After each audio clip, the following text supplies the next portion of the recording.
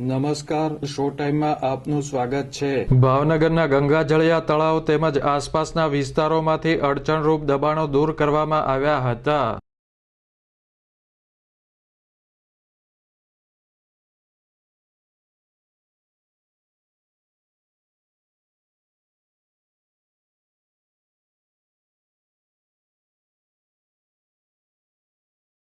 મહાનગરપાલિકાના દબાણ હટાવ સેલ દ્વારા શહેરના ગંગાજળિયા તળાવ વિસ્તારમાંથી લારીઓ તથા દુકાનની બહાર કરવામાં આવેલા દબાણો દૂર કરવામાં આવ્યા હતા તેમજ સામાન જપ્ત કરવામાં આવ્યો હતો।